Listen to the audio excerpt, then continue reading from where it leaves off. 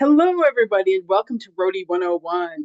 So we're going to get rocking and rolling here. You're going to learn all the things about being a roadie on AIDS Life Cycle. Hi, everybody. My name is Faye, and I am the SoCal Roadie Coordinator here at the Los Angeles LGBT Center, and I'll be facilitating this workshop here with Wendy.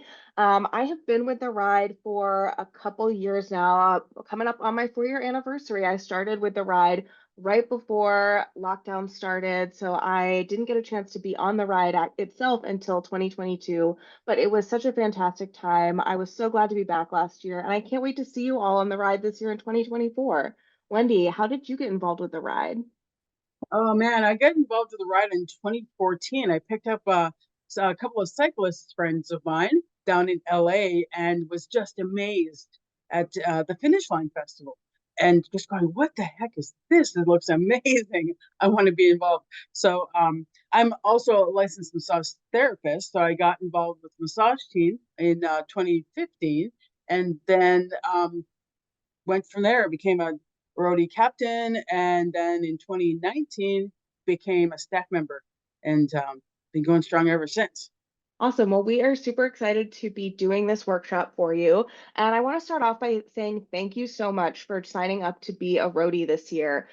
You are embarking on a life-changing journey and making a massive impact in the fight against HIV. And you're also joining the most wonderful community of people that you can imagine. It takes a lot of courage to donate an entire week of your time to such an important cause. So we just want to say congratulations. You really are our heroes.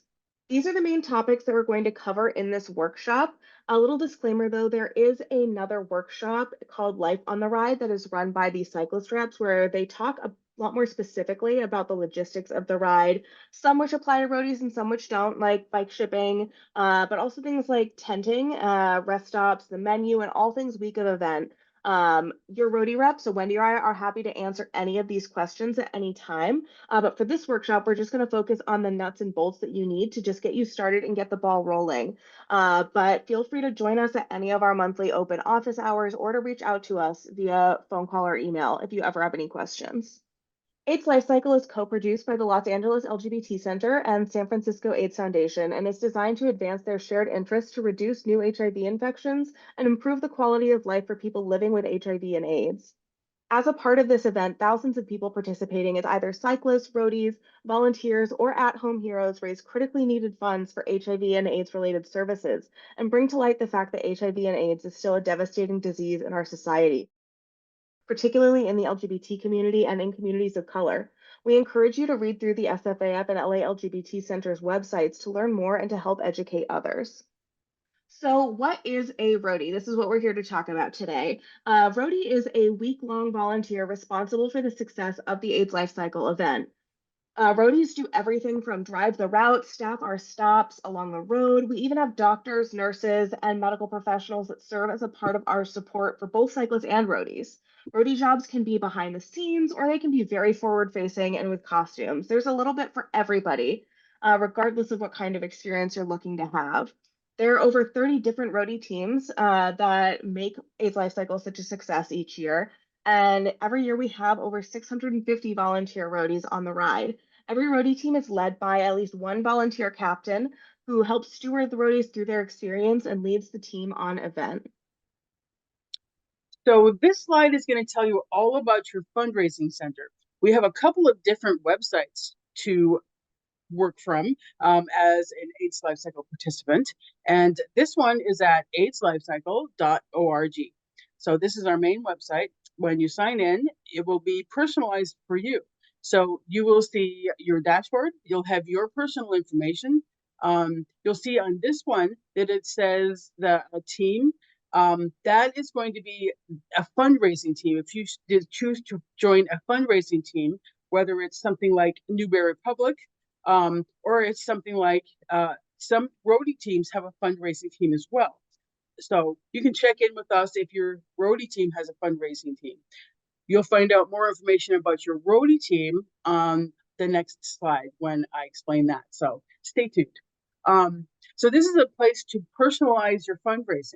You can press on messages up on the dashboard in the top, and you can write your own message about why you're doing this. And then you can upload your contacts from your personal email into this website, and it'll help you send out to anyone you like. So that we really highly encourage you to write out your own personal message, because think about this. This is a whole week long of your life that you are donating to help take this ride down the coast of California. This is super unique. That's not, like, really every year, only a few thousand people do this, right? So people are going to be fascinated with your journey, and this is the place to explain that and share it with your, any kind of friends, contacts, anybody. So it's very user friendly. But if you would like any help, Faye and I are happy to help. So just reach out to us, and we're happy to help you with your fundraising center. Also, you see the bullet point about set a goal of $10,000 and you get business cards on us. So you let us know. And if that's something you're interested in, we can get you business cards so you can hand them out to folks and fundraise that way. This one is called, we call it My Ride. So it's myride.aidslifecycle.org. And when you sign into this one, it's the same sign in, so that you just go ahead and sign in this way. This is the one that will give you your Roadie team information and who your captain is, your captain's information, contact information. But it will also give you things to do.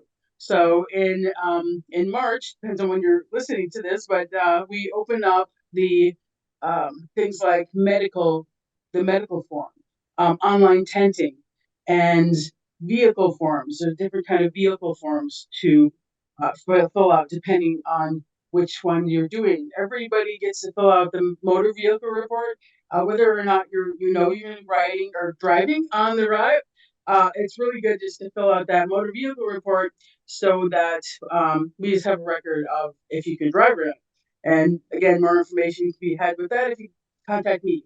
Just go ahead and send me an email, and I'm happy to help you with that. And eventually, we're going to talk about this in a moment, but the orientation video will be on this website also. This is actually your one-stop shop for anything that needs to be filled out or done in that respect. So when we do these recordings, that's where you probably found this, unless it was in an email from us. But this is so interactive, and lots of things will be done from your My Ride portal. Okay, so let's get in talking about some of those roadie teams. We have 4 different types of teams. We have the advanced teams, camp teams, route teams, and specialty teams. So there's like Faye said, there's like 32 roadie teams, and they all fall into one of these categories. So the advanced teams literally go ahead of the ride.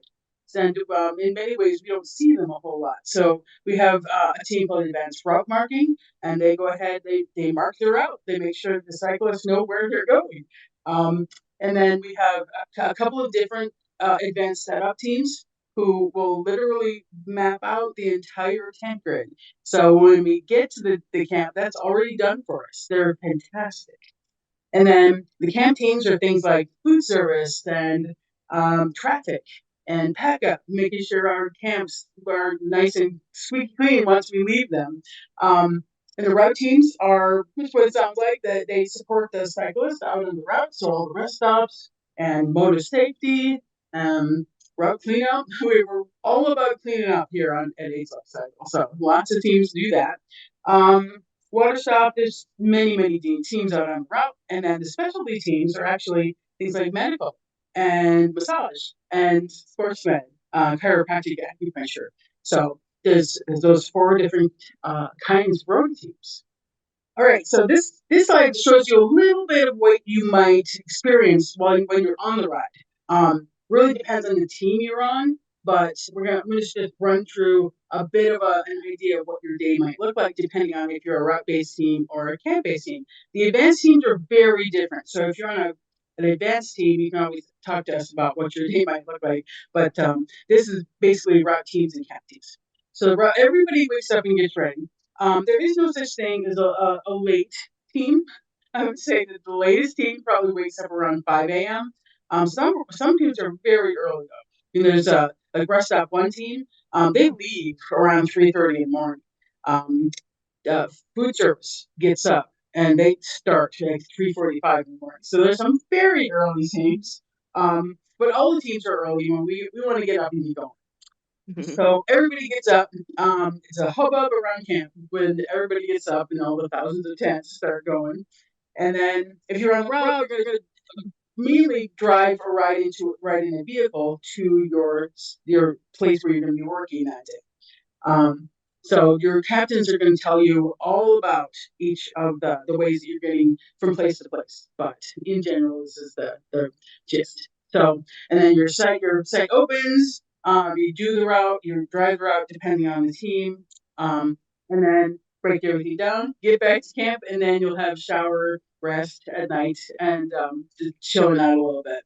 If you're a camp-based team, same thing, get up, you're ready, get breakfast, and then everybody gets breakfast, right? But we'll talk about that in a minute. Then you'll travel to the next camp. Most camp-based teams travel in big buses. So there are some exceptions, and again, your captain can tell you the nitty-gritty on that. But most camp-based teams travel by big buses. They try to make it fun. They're decorated. There's snacks, always snacks. And then once you get to the next camp, you get set up and then do your shift, do the things that you're doing, and then break and dinner, and then sometimes some camp-based teams have an evening shift as well. So there's a little bit of difference between from team to team, but in general, this is what you might experience as a schedule. So this is going to show you a little bit about the calendar for roadies. There's things that happen all seasons. Starting in the fall, we have different volunteer opportunities and happy hours. We try to do happy hours kind of all season so that we can come out and meet you. You can meet other participants. So take a look at our calendar on aidslifecycle.org to find out when those are. So we'd love to see you. Then there's fundraising is ongoing. We're going to talk a little bit more about that. And also, there's a whole other presentation that you'll be able to watch about Roadie fundraising. So stay tuned for that. Then Faye and I are placing people on teams again all season. So some of you have already been placed on teams, and if you haven't, you can fill out your Roadie team preferences survey, which you can find in your Mind report. Then in January to December, we have holiday parties in both areas, which are just fun, hanging out with community and celebrating. And then in January and February, we have expos. So there's it's just a time for the entire community to get together. So hundreds of people come, and there's community partners, and there's booths for every section of a life cycle. So there's a roadie booth, fundraising booth, incentives booths, all kinds of booths. So it's just fun. Really looking forward to that. And then there's also in February team announcements. So after both expos, we will send an email to everyone who's already on a team and to get to know who your team is, who your captain is, and that whole process. Then in March, more happy hours, and then that's also, like I said, that's when all the forms will go live. Kind of mid-March, usually like the second week of March or so. So stay tuned for that. Then in April, and then this year, also at the very beginning of May, we have an event called Day on the Ride. So it sounds exactly like what it is. It's as close as we can get to a day on AIDS Life Cycle. So the brand new cyclists, it's great for brand new cyclists because it's really close to what they're going to experience on the ALC. And then for roadies too, some of the teams are represented on Day on the Ride, like the rest stops are all represented. So if you're on a team that is at Day on the Ride, it's really kind of a great thing to go and be with your team. So we can let you know which one of those are if you're interested. And then the training means that your captains will start kind of letting you know what your job's going to be on the ride, well, what your team's going to do on the ride, and what your job might be. But you'll learn much more about that when you get on the ride. But that starts to happen. So then in May, we also have events up here in San Francisco to fill goodie bags full of kind of great things that get distributed on orientation day. And then also roadies get a bunch of t-shirts. So we have to put those in bundles. So that's a good volunteer opportunity up here. And if that's something you would like to participate in, you can contact me. Then also you're just, finishing you're getting all your finishing touches, your things that you need for the ride. and getting ready, because then when we hit May, it's the ride. So Eight's Life Cycle truly is a little town moving down the coast of California, and luckily we will transport everything for you. A tent will be provided for you, and everybody will have a tent mate. Gear trucks will carry your bags and your tent from site to site, and we recommend using a rolling duffel bag. We're going to get a little bit more into packing later on in the presentation, but as a note, you're allowed up to 70 pounds in your bag. This is super important because all of our gear and tent roadies are hauling everybody's bags on and off of those trucks every single day of the ride, and we want to be kind to them and make sure that we're making their job as doable and easy as possible because that's a lot of heavy labor.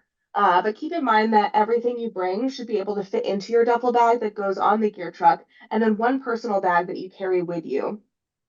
Layout of the tent grid is organized by letter corresponding to the tag that you put on both your gear and your tent. So let's say that Wendy and I are tenting together and our gear tag says H3.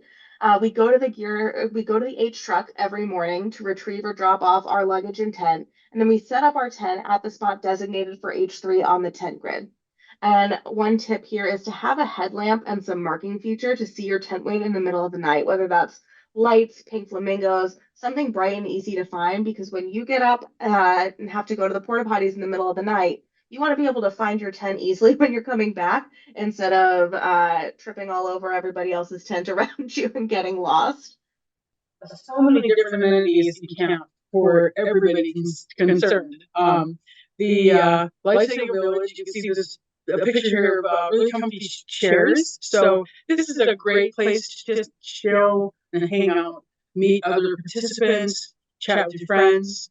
There's also so many fun things that happen in Lifesaver Village. Almost every day, there's a different activation. Could be nail painting, hot chocolate.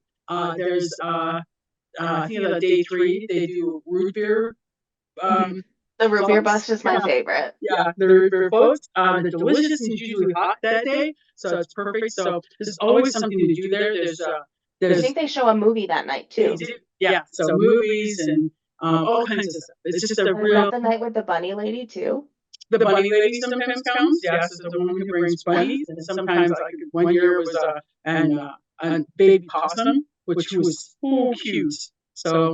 So many things to kind of entertain and hang out and build community. Then we also have shower trucks, so you can definitely get clean every night and every morning. There's no limit to how much you can use them, so please do. They're awesome. And then there's so much food on this ride. So in camp, you'll always have breakfast in the morning, and there's everything from a fast line with just oatmeal to full-on eggs and bacon and all the accessories. So please get up, get your breakfast, and enjoy it. It's really good. My first year on this ride, I thought, oh man, how good could this food be traveling down the coast like that? That's a lot. Like, no, actually, it's really good. The breakfast and dinners are awesome. Then lunches happen out on the route. We'll talk about that too. But so yeah, and there's no lack of food. There's so much food on this ride. Everywhere you turn. Yeah. But that being said, if you have dietary restrictions, I want to say, but just unique diet, you can let us know too. You can bring your own food. So bring your own food in a cooler. The catering company will take that down the coast for you. So that's definitely a possibility. But there's gluten free, there's vegan. I mean, just y'all, this food is good. So should be okay. So also in camp, as I mentioned, there's some what we call the health services teams. So please use them. Medical, obviously, if you need to use it, please use it. They are they're amazing. They're all medical professionals and just such kind people. So could be bumps and bruises, could be something a little bit more severe like dehydration. That's the number one the number one reason people end up in medical on the ride is because they got dehydrated.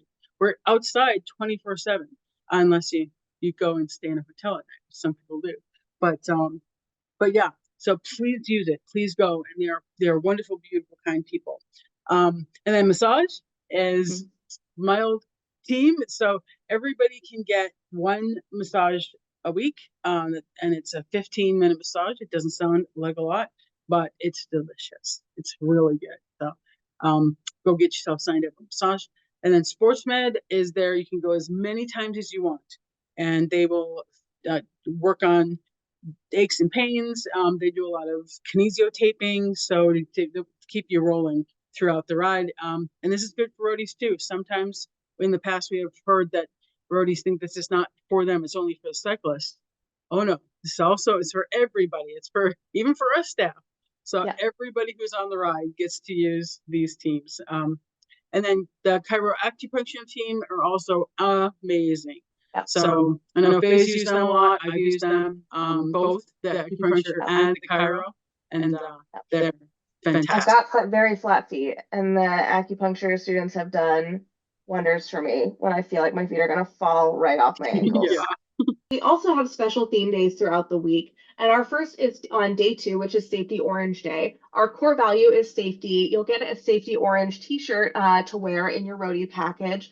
And Coney, our safety mascot, our lovely traffic cone friend, will be going around to all the sites along the route, hanging out in camp. Make sure you get a photo with Coney and remind all of your friends, all of your team, and the cyclists you come across to make sure that they're following all of our safety protocols all week. But we really focus on celebrating that on day 2.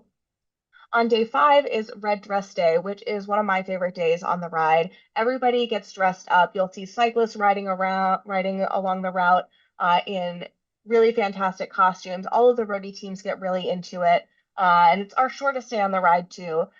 So folks will get into camp early. We have a talent show. It's a really great day.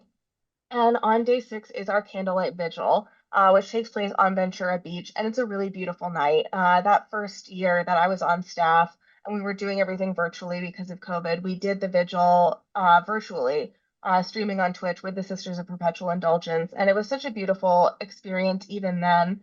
It's been so meaningful to be a part of it every year since on the ride. And so I hope that you'll make time to join us on the beach on day 6. To have this vigil, this moment of silence, to remember the people that we've lost and remembering why we participate in AIDS Life Cycle. So let's talk about travel before, during, and after the ride. So before, you book flights early. So it's really good to make sure you get an early flight or book flights early because it's going to be a little cheaper for you, of course, than last minute. And the show will be available that you can check that out in the travel planner on the website. So on both day 0, which we call orientation day, and then day 1 morning. So there's a few places from San Francisco where you can grab a shuttle instead of Uber, a little cheaper. And then it's really good to get here either Friday evening or early on Saturday, so that you can just get settled and do the orientation day things. We'll talk about it in a moment. Then during, I've already mentioned this a little bit, but it really depends on your team. So you might be on a coach bus, you might be in a car, truck, SUV, passenger van. We tend to discourage use of personal vehicles as much as possible because we have over 250 vehicles on the ride. And when folks bring their personal vehicle along, it just makes it a little more complicated. So there are extenuating circumstances, and you can always talk to Faye about those. And then after, don't forget to book your travel back home. Let's talk about, like, before I was even doing the ride, when I picked up my friends, I overheard somebody saying, well, where is the bus back to San Francisco? And the staff member was like, oh no, we don't take you back. You have to get yourself home from LA. So make sure you know how you're getting home. If you live in LA, in the LA area, it's a little quicker. But if you live anywhere else, just make sure you know how you're getting home. This year, just FYI, you get into LA on June 8th. So I mentioned orientation day a couple of times here. So orientation day is the day before the ride, and it happens at what we call the Cow Palace. It's called the Cow Palace because I don't know if it was built for this, but they do have rodeos there. And if you're really special, you might recognize the essence of the cows still there. But it's an amazing space, and that's a picture of it there. And all the trucks are the gear and tent trucks, so that's a mighty visual when you see them. So what happens on orientation day is you're going to do what we call check-in. You're just going to get checked in. You will have already watched your orientation video through your My Ride portal. We'll definitely send you information about that. But you will have watched it from home, the comfort of your home. And then so once you get to the Cow Palace, then you just get to go through check-in and get all of your things, your tent assignment, you'll get your participant number on orientation day as well. So you get all the things. There's also it's a bit of a party. There's camp store, and you can always pick up fundraising incentives. We'll talk about it in a moment, and then there's some community partners there. So this year there's going to be entertainment, I believe, from some drag queens in town. So it's a party. There's lots of good music, and that's the first time you get to see all the participants you're going to be with for the week. So it's kind of exciting. And then at 1:00 there's already meetings, and then at 2:00 after that you will have team breakouts where you will be able to meet your team and your captain maybe for the first time.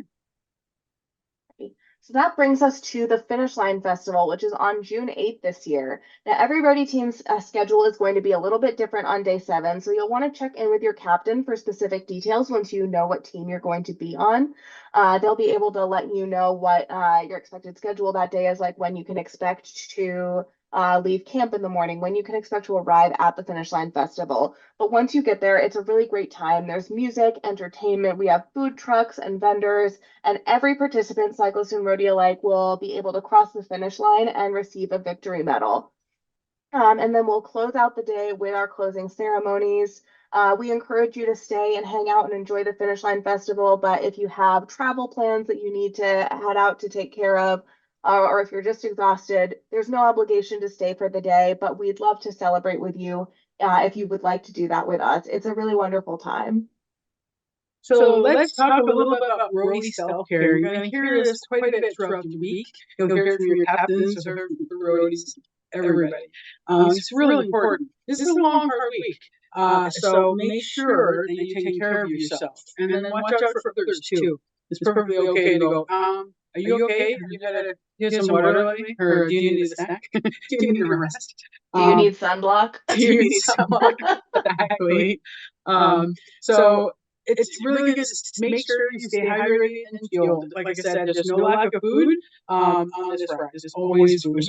And then there's big water monsters. We call them water monsters. They're essentially giant tanks that are full of water. They're blue. You can't miss them. And then visit medical if you need it. Like I mentioned, just if you just not feeling right, you need to go. Just let your captain know that you're going to medical. There's medical on the rest stops as well. If you happen to be on the route and you need medical, let people know. There's always medical available. So make sure you use it if you need it. And then wear sunscreen. Like they said, wear sunscreen because that 1 year they needed it. Yeah, there was a time where my first year, medical roadie came up to me in camp and said, "Hey, how you doing? Do you need some sunblock?" And I thought that I had done a very good job of getting all of my body in sunblock. And I was like, "Oh, why? What's going on?" And they just like gave me a look and pointed at the back of my legs. The back of my calves were bright red. So make sure you get every bit of exposed skin. And thank you to that medical roadie. Yeah. And if you see somebody, take care of yourself. Yeah. If you see somebody who's looking lobster red, maybe mention it to them. Yeah. It's also good to warm up a stretch, depending on your team and what you're doing. But it's just good to do that. I always do a little yoga in the morning just to be a little ready for the day. I'm going to put lots of miles on my feet. And then take breaks. Your captain should have that built into your schedule. But if you just need a break, just let them know. Don't go off on your own and not let them know where you are. They'll be very worried about where you are. But if you need a 5-minute break, please take care of yourself. Along with that is also roadie training. So some of the cyclists think that we don't train, but we should. We do. So just get yourself physically prepared to ride. Once we get to the April, May area, you'll be able to communicate with your captains, and you can ask them, Like what should I be ready for? Definitely be ready. Most teams are you put lots of miles on your feet. Some teams are a little bit less so, but I put like 20,000 steps on my feet every day. So it's very that's very common. So you but if you need to do some weightlifting, like Gear and 10, they lift heavy suitcases all day, every day. So a lot of them do a little weightlifting before the week, just to be so not so sore the first couple of days. But you will be getting in good shape, so that's a plus. So what should you pack to be a roadie on AIDS Life Cycle? We do have a packing list available to download on our website and on My Ride in the resources tab. But if you've never been camping before, the list might look a little intimidating. Just know that packing as a roadie on AIDS Life Cycle is actually pretty simple.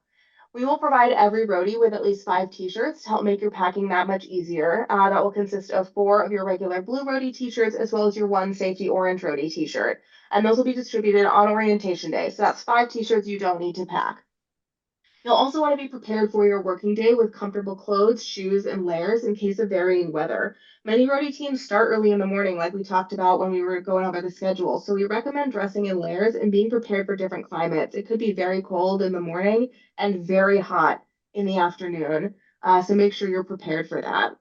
A couple tips here is that while it's important to pack light, one of our most popular roadie tips is to bring 2 pairs of shoes to switch off with every other day or to have as backup in case of tough weather. Whether it's raining or if there's just dew on the grass at your site, you want to be able to have dry feet. Using a gear bag with wheels will save you energy and time going to your gear truck and to your tent every day.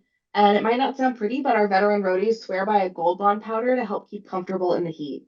We also recommend labeling everything. Make sure that you'll be easily reunited with any items that you may misplace out on the road. Lost and found items end up at info services in Life Cycle Village. And while it's great to label things with your first and last name, maybe your phone number, best thing you can do is to label things with your participant number as well, because we will always be able to determine who you are and who your items belong to by looking up your participant number. Wendy also has a great tip for setting a photo of your participant number as your lock screen on your phone, because then if you lose your phone, when somebody finds it, light up the screen and they see your participant number right there, and participant services will be able to connect you with your phone as soon as possible. We also recommend using a headlamp instead, or bringing a headlamp instead of a flashlight, because it's porta potty friendly. We already talked about making your tent recognizable in the dark, but you also want to be able to make sure that you can see when you're going to the porta potties at night. And the last thing that you want to do is be using your phone as a flashlight and drop your phone into the porta potties, because that has happened. So make sure you have a headlamp. And another wonderful pro tip is the way to pack your stuff. So I didn't know this my first year, and I spent half my time, I swear, managing my duffel bag. So this pro tip is to get yourself some big, like 2-gallon Ziploc bags and manage them per day. So put your t-shirt, your undies, anything you're going to wear for that day in that bag and label it for that day. And then at the end of the day, the other cool thing is you just put your dirty clothes back in that bag. And it's so much easier to organize than it is to have everything kind of willy-nilly through your bag. So Help keep your clean clothes fresh too. exactly, yes, yes, so easy, especially when you get towards the end of the week, when you're a little tired and you just pick it out and you go, oh, this is day 5. Yes, I'm going to wear these things. So, yes.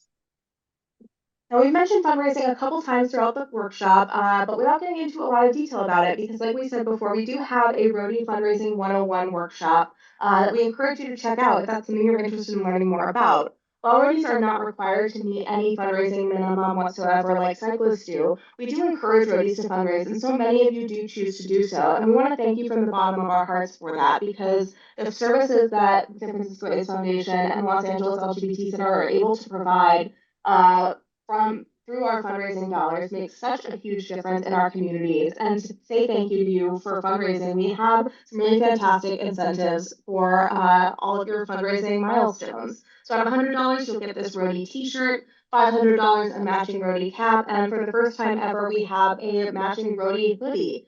For $1,500. In the past, we've had the same hoodie for both cyclists and roadies, but this year we have a roadie specific hoodie. These hoodies are always super soft, super cozy, and a great layering item to have on the ride.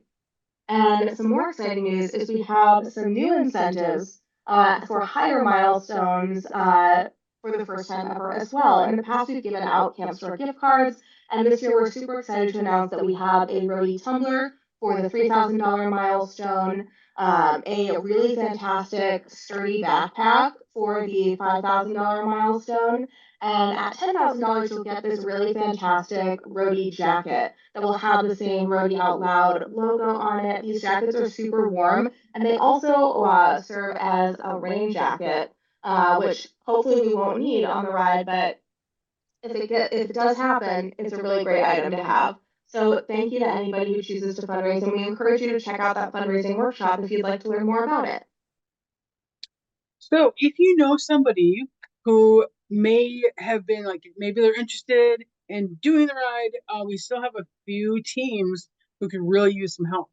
You can always reach out again to Fayride if that's something that they're curious about, they want to know more information, etc. So these are some of the teams that really could use some help. Because we right now have almost 600 roadies registered. We'd love to have 650. That's our goal. So the advanced teams that I mentioned, and bike parking, bike tech, if you know anybody who can fix a tire, you know anything about derailleurs, that whole good stuff. And then food service, medical is always needing more folks. And then pack up. If you love to leave no trace and just really pick up the place and leave that campsite when like better than when we found it, you know somebody who's interested, that's a great team.